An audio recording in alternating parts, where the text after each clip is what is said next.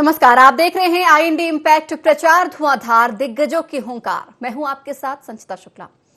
तो दिग्गज अब उपचुनाव में अपना दम दिखाने जा रहे हैं। उपचुनाव के लिए प्रचार प्रसार अब तेज होने लगा है।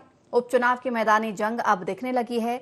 तमाम स्टार प्रचारक अपने अपने क्षेत्रों में जाके दौरे कर रहे हैं, सभाएं ले रहे हैं और लगातार प्रचार प्रसार अपनी पार्टी के प्रत्याशी के लिए कर रहे हैं। दिग्गजों के ताबड़तोड़ दौरे भी देखने को मिल रहे हैं। उपचुनाव वाले क्षेत्रों में बीजेपी और कांग्रेस के स्टार प्रचारक अब मोर्चा संभालेंगे। केंद्रीय मंत्री नरेंद्र सिंह तोमर रैगांव में विधानसभा में प्रचार प्रसार करेंगे। नरेंद्र सिंह तोमर आज और कल रैगांव में प्रचार करने जा रहे हैं। पृथ्वीपुर में प्रहलाद पटेल चुनाव प्रचार करेंगे। आज और कल खंडवा में कैलाश विजयवर्गीय भी नजर आएंगे। पंकजा मुंडे भी खंडवा में आज और कल सभाएं करेंगी।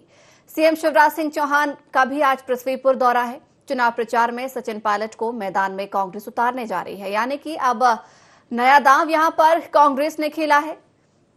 आपको बता दें कि 27 अक्टूबर को खंडवा लोकसभा सीट पर सचिन पायलट प्रचार प्रसार करेंगे। बड़वाह, नेपानगर और बागली में चुनावी सभा को संबोधित करेंगे। पूर्व सीएम कमलनाथ भी लगातार चुनावी सभाएं कर रहे हैं, लेकिन अगर दोनों ही पार्टियों के अपेक्षित नजर डालें तो यहां पर बीजेपी के स्टार प्रचारक ज्यादा मैदान में नजर आ रहे हैं। हालांकि अब कांग्रेस ने नया दांव यहां पर जरूर चला है और सचिन पायलट को भी मैदान में अपने प्रत्याशी के प्रचार प्रसार के लिए उतारने जा रही है। के वरिष्ठ नेता सचिन पायलट 27 तारीख को खंडवा लोकसभा संसदीय क्षेत्र में दौरे पर आ रहे हैं।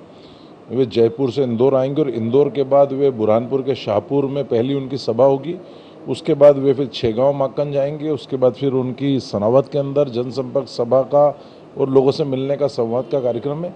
तो दिन भर वो सघन दौरा कर इन क्षेत्रों में जाएंगे, 3 स्थानों पर सभा लेंगे और 1 दिवसीय उनका दौरा रहेगा। निश्चित तौर पर सचिन पायलट युवा हैं, तेज तर्रार नेता हैं, मुद्दों पे पकड़ है, जनता उनको पसंद करती है, जनता से उनका सीधा जुड़ाव है और मध्य प्रदेश से भी उनका सीधा जुड़ाव। तो निश्चित तौर पे उनके आने का फर्क पड़ेगा और कांग्रेस को निश्चित तौर पर इसको फायदा मिलेगा।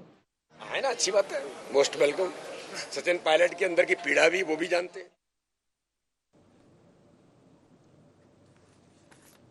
तो उपचुनाव वाले क्षेत्रों में बीजेपी कांग्रेस के स्टार प्रचारक अब मोर्चा संभालने जा रहे हैं। केंद्रीय मंत्री नरेंद्र सिंह तोमर रैगांव विधानसभा में प्रचार प्रसार करेंगे। आपको बता दें कि नरेंद्र सिंह तोमर भी आज और कल रैगांव में प्रचार प्रसार करेंगे। पृथ्वीपुर में प्रहलाद पटेल नजर आने वाले हैं। आज और कल खंडवा में कैलाश विजयवर्गीय भी प्रचार प्रसार करने के लिए मैदान में उतरेंगे। पंकजा मुंडे भी खंडवा में आज और कल सभाएं करेंगी।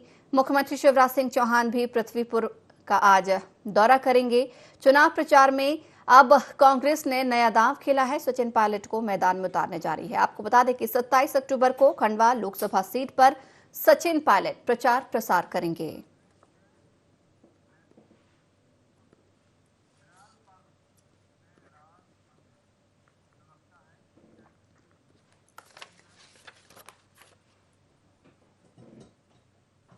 तो इस चर्चा को आगे बढ़ाएंगे। मेहमानों से आपको रूबरू करा देते हैं। हमारे साथ मृणाल पंथ कांग्रेस प्रवक्ता जुड़ गए हैं। मृणाल जी, स्वागत है आपका आईएनडी 24 में।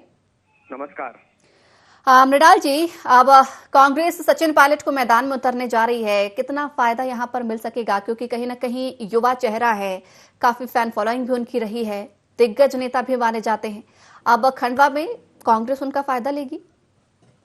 निश्चित तौर पर जब चुनाव होता है तो पार्टी के वरिष्ठ नेता अपनी बात रखने के लिए लोगों के बीच जाते ही हैं, लेकिन ये चुनाव है, इस चुनाव में कुछ बात अलग है जो स्पष्ट तौर पे मध्य प्रदेश के मतदाताओं को दिखाई दे रही है।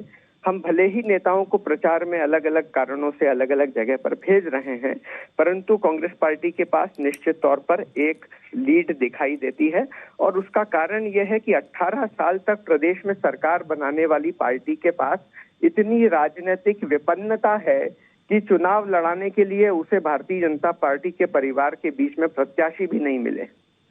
पृथ्वीपुर में चुनाव लड़ाने के लिए समाजवादी पार्टी से दल बदलू को लाना पड़ा। जोबट में चुनाव लड़ाने के लिए कांग्रेस पार्टी की 3 बार रह चुकी विधायक को लाना पड़ा। परिवारवाद की बात करने वाली प्रत्याशी को रैगांव में उसी परिवार से जिसके पूर्व विधायक थे, वहां के एक गैर राजनीतिक व्यक्ति को चुनाव लड़ाना पड़ा। इससे बड़ी राजनीतिक विपन्नता क्या होगी। ऐसा लगता है कि भारतीय जनता पार्टी ने अपने मतदाताओं और समर्थकों को इस तरह का गधा समझ लिया है कि उसके ऊपर दल बदलुओं और परिवारवाद का बोझ लाद दिया जाए और वो चू भी न कर सकें, ढेंचू भी न कर सकें। लेकिन मृणाल जी, वंशवाद का आरोप तो पृथ्वीपुर से आप पर, आपकी पार्टी पर लग रहा है। इनकार ही कब किया कि कांग्रेस पार्टी में राजनीतिक परिवारों से लोगों को लड़ाने की परंपरा है। परिवारवाद की आलोचना तो भारतीय जनता पार्टी करती है, इसलिए उससे ये सवाल हम पूछ रहे हैं कि एक तरफ आप परिवार की बात की आलोचना कर रहे हैं और दूसरी तरफ उसी राजनीतिक परिवार से एक के बाद एक पूरे देश में भारतीय जनता पार्टी के नेताओं के बेटों, बहुओं, भतीजों को टिकट देते जा रहे हैं। ये गलत बयानी और दोमुही बात करने का अर्थ क्या है? वो तो खंडवा में भी भारतीय जनता का पार्टी स्वर्गीय नंद कुमार जी के पुत्र को ही टिकट देती अगर मुख्यमंत्री शिवराज सिंह जी को इस बात का खतरा नहीं होता कि भविष्य में आके चलकर स्वर्गीय नंद कुमार जी का पुत्र उनके लड़के से कहीं बड़ा ज्यादा नेता न बन जाए। इस चिंता के चलते महापरिवारवाद का टिकट नहीं दिया गया, अन्यथा वहां भी स्वर्गीय नंद कुमार जी के पुत्र से बेहतर, जो वास्तव में भारतीय जनता पार्टी के एक अच्छे उम्मीदवार हो सकते थे, योग्य उत्तराधिकारी हो सकते थे, उनको दरकिनार कर किसी और को टिकट दिया गया। ठीक है, हमारे साथ विष्णु खत्री बीजेपी विधायक भी जुड़ गए हैं, साथ ही गौरव चतुर्वेदी जी वरिष्ठ पत्रकार भी हमारे साथ जुड़ गए हैं। आप दोनों ही मेहमानों का बहुत बहुत स्वागत है। सबसे पहले विष्णु जी, आपके पास आना चाहूंगी। जिस तरीके से देखा जाए प्रचार प्रसार में बीजेपी जुटी है और कई दिग्गज आज खंडवा में, रैगांव में, पृथ्वीपुर में नजर आने वाले हैं। अब कांग्रेस ने भी नया दांव चला है, सचिन पायलट को उतारेगी मैदान में। संचिता जी, भारतीय जनता पार्टी अपने इस 20 माह के और इससे पूर्व में 15 वर्ष में जो भारतीय जनता पार्टी सरकार के जनहितैषी योजनाएं रही हैं और जिससे नीचे नीचे तक लोगों को लाभ पहुंचा है, और 15 माह जो कांग्रेस का कुशासन जो इस प्रदेश की जनता ने देखा है, इन सबकी ये भारतीय जनता पार्टी अपनी उपलब्धियों को लेकर जनता के बीच में जाएगी और निश्चित रूप से जनता का भरपूर आशीर्वाद भारतीय जनता पार्टी को मिल रहा है। जहां जहां भी हमारे लोग जा रहे हैं, हमारे नेता जा रहे हैं, वहां पर तो जन समर्थन और जन सहयोग दोनों हमें प्राप्त हो रहा है। वंशवाद एक मुद्दा बड़ा चला है विष्णु जी। जिस तरीके से अभी यहाँ पर कहा जा रहा है कि कांग्रेस लगातार वंशवाद को आगे बढ़ा रही है, लेकिन कांग्रेस इसे सिर्फ महज परंपरा मान रही है और आरोप बीजेपी पर भी है कि बीजेपी सिर्फ इसे आलोचना करती है, लेकिन करती वो भी वही है। देखिए, ये कांग्रेस जो है, जो आप वंशवाद की जो बात कर रहे हैं, ये वंशवाद के जनक ही कांग्रेस है। आज भी देखिए ना, ये राष्ट्रीय अध्यक्ष या तो सोनिया जी बनेंगी या राहुल जी बनेंगे, बस केवल इसके आसपास जो है सुई का कांटा घूमता रहता है। और यहाँ तक भारतीय जनता पार्टी ये कार्यकर्ता आधारित पार्टी है, यहाँ आवश्यकता लगती है कि अब योग्य कोई व्यक्ति है, या परिवार के अंदर भी बहुत सारे जो वर्षों से साथ में काम कर रहे हैं, एक पीढ़ी से दूसरे पीढ़ी, तो ऐसे लोगों को यदि अवसर देती है पार्टी, तो वो भी उसका कार्यकर्ता, उसका आधार उसका कार्यकर्ता होना होता है। और यहाँ जो है ये वंशवाद की यहाँ तक बात है, तो ये तो कांग्रेस वर्षों से उसका, कांग्रेस की उत्पत्ति वंशवाद की कांग्रेस ने की है। ठीक है, हमारे साथ गौरव चतुर्वेदी जी भी जुड़ गए हैं। गौरव जी, आप दोनों ही पार्टियां प्रचार प्रसार में नजर आ रही हैं, मैदानी यहाँ पर जंग नजर आ रही है और कई दिग्गज भी, कई स्टार प्रचारक भी मैदान में नजर आ रहे हैं। अगर हम बात करें यहाँ पर कांग्रेस की, तो कांग्रेस ने यहाँ पर नया दांव चला है, सचिन पायलट को मैदान में उतारने जा रही है स्टार प्रचारक के तौर पर। खंडवा में वो प्रचार प्रसार करेंगे। फायदा मिलेगा सर यहाँ पर कांग्रेस को सचिन पायलट का, उनके चेहरे का?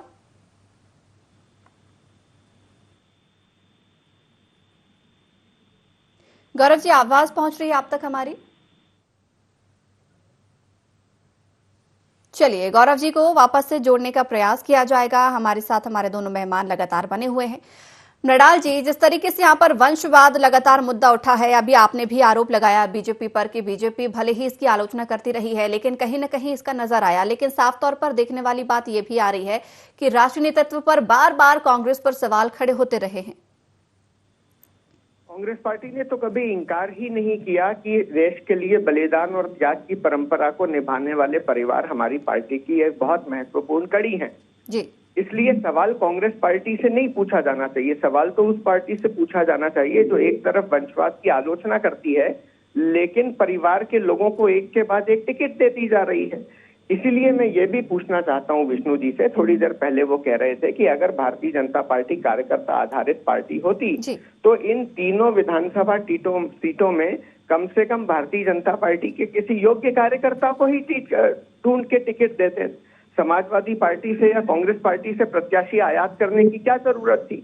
और इससे पहले भी जिस उपचुनाव में कांग्रेस की जनोपयोगी सरकार को हटाकर भारतीय जनता पार्टी ने सरकार बनाई, वहां भी जिन 28 सीटों पे कांग्रेस के विधायकों की सीट छोड़ने से जो जगह खाली हुई, वहां भी भारतीय जनता पार्टी का एक भी समर्पित कार्यकर्ता पूरी भारतीय जनता पार्टी को नजर नहीं आया और केवल दल बदलुओं को भारतीय जनता पार्टी ने टिकट देकर सरकार बनाई और लड़ाई बचाई।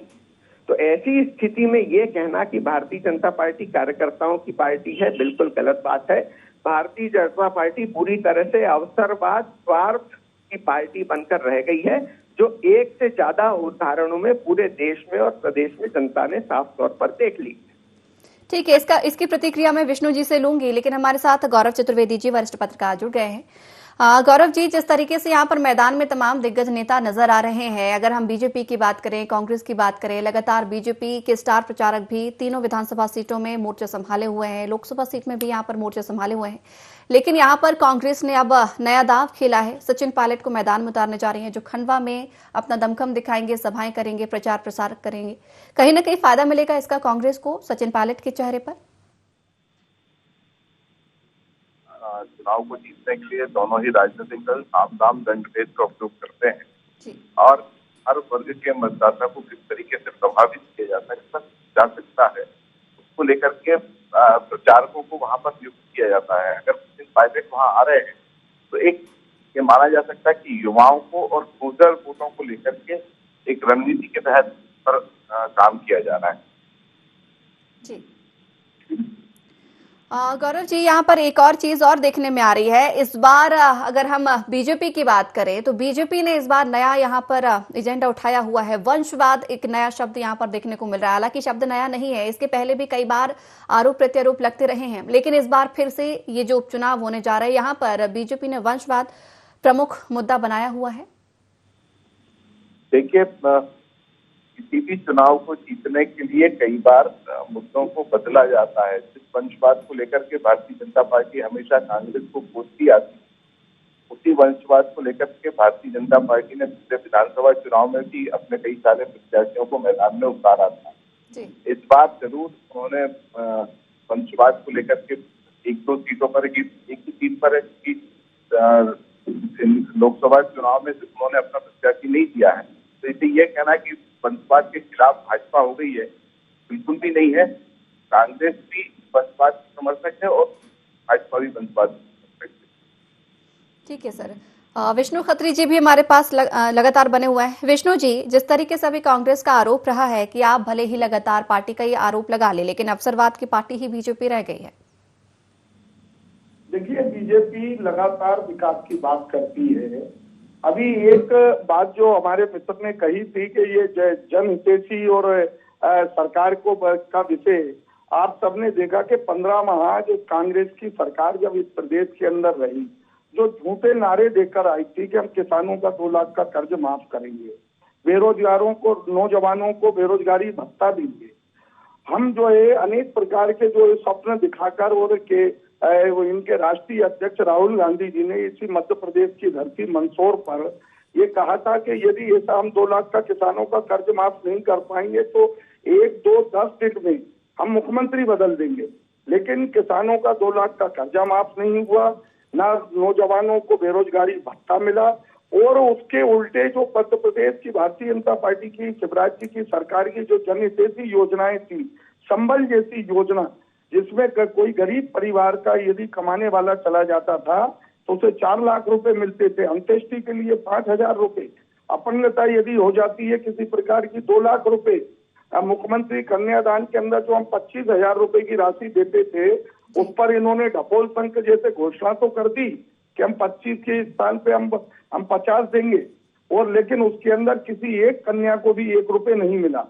तो ऐसी ये जो है सरकार रही है, और इसलिए हम जनता के बीच में ये वंशवाद और ये सब, तो ये बातें अपने स्थान पर, कांग्रेस मैंने पूर्व में कहा, दोहराने की आवश्यकता नहीं है कि इसकी वो जनक ही कांग्रेस है, लेकिन इसके बाद भी हम जनता के बीच में विकास और सरकार की जनहितैषी योजनाओं के लेकर हम जा रहे हैं। जो हमने 20 माह के उसमें, चाहे वो महिलाओं के स्व सहायता समूह हो, उनको आत्मनिर्भर बनाने का काम किया है, चाहे हमने मुख्यमंत्री सम्मान निधि किसानों के बीच में पहुंचाने की बात हो, बीमा देने के किसानों को फसल बीमा का लाभ की बात हो, या केंद्र सरकार के प्रधानमंत्री आवास योजना शहरी गरीबों को उसका लाभ पहुंचाने का विषय हो, स्ट्रीट वेंडरों को 10,000 रुपए बिना ऋण ब्याज के ऋण प्रदान करने का विषय हो, अनेक काम ऐसा हो। कोरोना जैसी महामारी में जो सरकार ने जिस प्रकार से अभी कल ही पूरे ये दुनिया के अंदर जो दूसरा सबसे बड़ी आबादी वाला देश भारत के अंदर,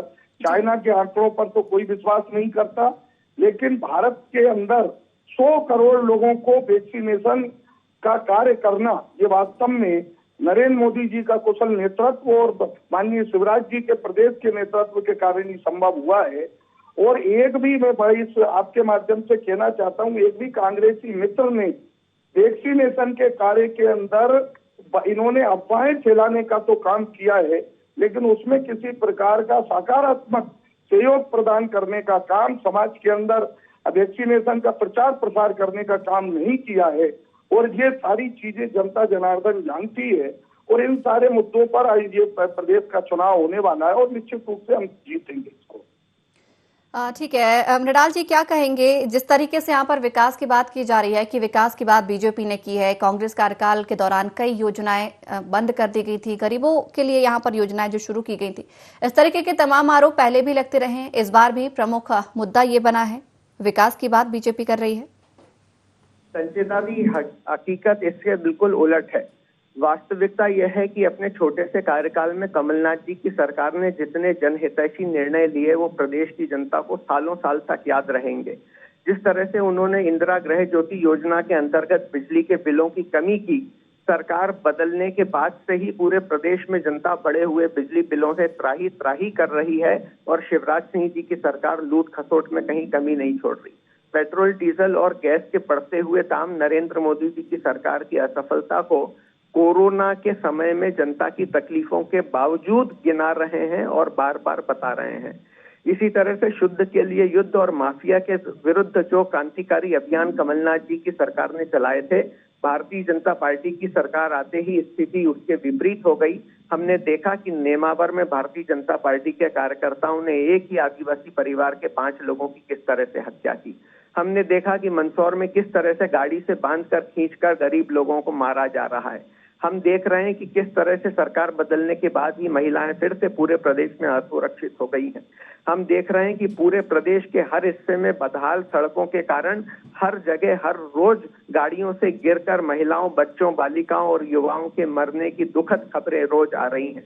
तो सरकार बदलने के साथ ही मध्य प्रदेश में किस तरह का अंधेरा छाया है वो प्रदेश की जनता से किसी तरह से छुपा हुआ नहीं।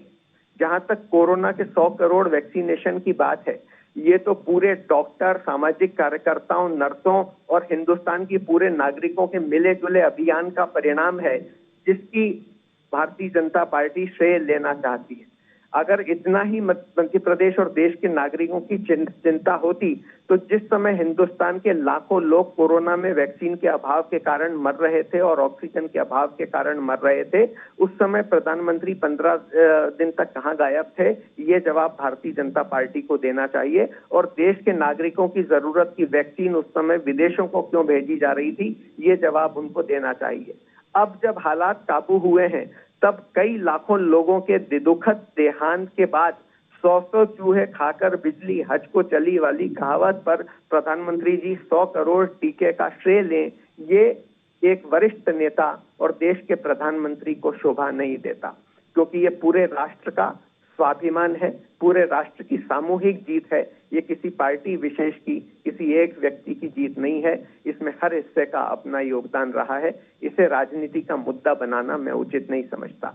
लेकिन मैं ये जरूर कहना चाहता हूं कि सचिन पायलट जी के दौरे से भारतीय जनता पार्टी इसलिए घबराई हुई है कि वो युवा होने के साथ साथ देश के किसानों का भी प्रतिनिधित्व करते हैं और जब वो खंडवा जाकर खंडवा के किसानों को याद दिलाएंगे कि किस तरह से किसान विरोधी बिल का विरोध करने वाले किसानों को भारतीय जनता पार्टी के नेता गाड़ियों से कुचलकर रौंद रहे हैं और हत्या कर रहे हैं, तो कहीं किसानों में और गरीब आदिवासियों में इसके कारण भारतीय जनता पार्टी के प्रति विरोध की लहर और ज्यादा उफान न ले ले, ये डर शायद भारतीय जनता पार्टी को परेशान कर रहा है। विष्णु जी, क्या कहेंगे इन आरोपों पर, जो तमाम आरोप यहाँ पर कांग्रेस की ओर से आए हैं, क्या कहेंगे इन पर?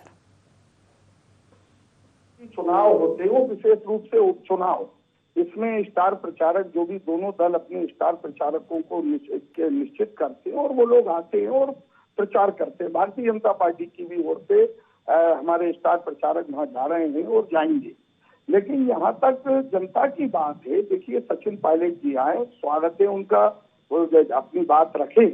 लेकिन यहाँ जिस खंडवा की बात कर रहे हैं कि खंडवा में सचिन पायलट जी जा रहे हैं, आप उस खंडवा और निमाड़ को आप देखिए तो एक बार, वहां पर एक समय ऐसा था जब कांग्रेस ने लंबे लंबे समय वहां शासन किया है इस प्रदेश में, और वहां पर पानी नहीं था किसानों के लिए, वहां पर अच्छी सड़कें नहीं थी, वहां पर पुल पुलियाएं नहीं थी। आज पूरे निमाड़ की तस्वीर भारतीय जनता पार्टी की सरकार, शिवराज जी की सरकार ने स्वर्गीय नंदू भैया के नेतृत्व में वहां पर बदली है। और इसलिए ये केवल अतिथियों के आने से हमारी परंपरा रही है, संस्कृति रही है, अतिथि देवो भव। बाहर से कोई मेहमान आएगा, जनता उसका स्वागत करेगी, उसे सुनेगी, लेकिन करेगी वही जो उसके मन में है, और वो उसके मन के अंदर भारतीय जनता पार्टी और कमल का फूल है, क्योंकि उसे मालूम है उसकी दशा और दिशा सुधारने का काम यदि किसी ने किया है तो वो भारतीय जनता पार्टी की सरकार ने किया। आज वहाँ उन जो छोटे छोटे किसान है उनको पानी मिला, मां नर्मदा की कई नहरें वहां पर आई हैं, वहां पर अनेक प्रकार के विकास के काम वहां पर हुए हैं। और यहाँ तक आपदाओं के अंदर किस प्रकार का नरेंद्र मोदी जी के विषय में अभी हमारे मित्र कह रहे थे कि 15 दिन कहाँ गायब थे। इतिहास के अंदर पहली बार आप देखिए कि जल, थल और नभ से ऑक्सीजन मंगवाने का काम इस देश के अंदर यदि हुआ है तो वो भारतीय जनता पार्टी के नेतृत्व, हमारे प्रधानमंत्री नरेंद्र मोदी जी की कुशलता के कारण हुआ है। आज फ्रंट लाइन वर्कर्स को पहले वैक्सीनेशन कराना, उसके बाद आम लोगों को, और इनकी सरकार में उनके जो स्वास्थ्य मंत्री है उनके उस समय के बयान देखिए, आप थोड़ा रिकॉल करिए कि जो छत्तीसगढ़ के स्वास्थ्य मंत्री का क्या कहना था, झारखंड के स्वास्थ्य मंत्री का क्या कहना था कि कोई कह रहा है कि हम पे चूहे बनाकर प्रयोग हो रहा है इस वैक्सीन का, कोई किसी प्रकार, कोई इसे भाजपा की वैक्सीन कह रहा है, कोई मोदी जी की वैक्सीन कह रहा है। और जब आज सब कुछ उसके कारण ठीक हो गया है तो अब उसके वैज्ञानिक, निश्चित रूप से वैज्ञानिक और बाकी हमारे जो डॉक्टर, फ्रंट लाइन वर्कर्स, इसके लिए धन्यवाद के पात्र हैं। लेकिन ये यदि नरेंद्र मोदी जी जैसा कुशल नेतृत्व नहीं होता, माननीय शिवराज जी जैसा इस प्रदेश के अंदर नेतृत्व नहीं होता, तो स्थिति और भयावह होती। और हम भारत उन 6 देशों में हुआ है जो जिन्होंने वैक्सीन बनाई है स्वयं की। मेक इन इंडिया का नारा केवल ये नारा नहीं, ये सार्थक हुआ है इसके अंदर। और ये हमने वो दौर भी देखा है, मैं भोपाल का रहने वाला हूँ, जब भोपाल में गैस कांड हुआ था संचिता जी, तो अर्जुन सिंह जी मुख्यमंत्री निवास छोड़कर, स्वर्गीय अर्जुन सिंह जी वहाँ केरवा कोठी चले गए थे। तो एक आपदा के समय जनता के साथ में खड़ा होना और उसकी चिंता करना, ये भारतीय जनता पार्टी के कुशल नेतृत्व ने इस आपदा के अंदर दिखाया। आरोप लगाना विपक्ष के लिए बहुत आसान है। ठीक है, एक प्रतिक्रिया गौरव चतुर्वेदी जी की भी। गौरव जी, जिस तरीके से देखने में आ रहा है कि यहाँ पर प्रचार प्रसार तो धुआंधार तरीके से हो रहा है, हालांकि दोनों ही पार्टियों के लिए ये साख का सवाल बना हुआ है, लेकिन ये भी हम सभी को पता है कि सत्ता में परिवर्तन इस चुनाव में जीत हार के बाद देखने को नहीं मिलेगा, लेकिन उतना ही महत्वपूर्ण बीजेपी के लिए भी है, उतना ही महत्वपूर्ण कांग्रेस के लिए भी है। लेकिन अगर हम सिर्फ कांग्रेस की बात करें तो कांग्रेस के पास इस बार मुद्दे बहुत है भुनाने के लिए। आपको लगता है कि अगर महंगाई मुद्दे को कांग्रेस अगर भुनाती है तो कुछ असर जरूर देखने को मिल सकता है? देखिए, मुद्दे तो कांग्रेस के पास बहुत हैं, इस बात से इनकार नहीं किया जा सकता, लेकिन आम जनता उन मुद्दों पर क्या रिएक्शन देती है, वो विकास को लेकर के वहां महत्व देती है या वो वहां पर जाति या धर्म के आधारित वोट करने जाती है, ये सारा जो परिदृश्य रहता है वो हर सीट पर अलग अलग तरीके का और अलग अलग कॉम्बिनेशन का रहता है। मूलतः चुनाव जाति, धर्म, विकास और समस्याओं पर आधारित रहते हैं और इसमें से जिनका भी कॉम्बिनेशन बड़ा बन जाता है वो वहां पर प्रत्याशी उस पार्टी का चुनाव जीत जाता है। बिल्कुल सर, आप तीनों मेहमानों का हमारे साथ जुड़ने के लिए, इस कार्यक्रम में चर्चा करने के लिए बहुत बहुत धन्यवाद। तो उपचुनाव वाले क्षेत्रों में बीजेपी और कांग्रेस के स्टार प्रचारक मोर्चा संभालने जा रहे हैं। जहां पर 27 अक्टूबर को खंडवा में कांग्रेस सचिन पायलट की लैंडिंग कराने जा रही है, तो वहीं पर आपको बता दें कि आज और कल बीजेपी की ओर से पंकजा मुंडे प्रचार प्रसार में जुटेंगी। अगर अन्य सीटों की बात करें तो यहां पर भी पृथ्वीपुर आज सीएम शिवराज पहुंचेंगे, केंद्रीय मंत्री नरेंद्र सिंह तोमर यहां पर रैगाव भी पहुंचेंगे। तो लगातार स्टार प्रचारकों का धुआंधार प्रचार प्रसार जारी है, दौरा जारी है। लेकिन देखने वाली बात यहां पर होगी कि दोनों पार्टियां किस मुद्दे को ज्यादा भुना पाती हैं। एक तरफ तो यहां पर वंशवाद की राजनीति देखने को मिल रही है, तो दूसरी तरफ दल बदल भी यहां पर ज्यादा सुनाई देने को पड़ रहा है। लेकिन देखने वाली बात यह होगी कि यहां पर ज्यादा दमखम किस पार्टी का नजर आता है। हालांकि प्रचार प्रसार दोनों पार्टियों की ओर से धुआंधार तरीके से जारी है। तो IND इम्पैक्ट में फिलहाल इतना ही। बने रहिए IND 24 के साथ।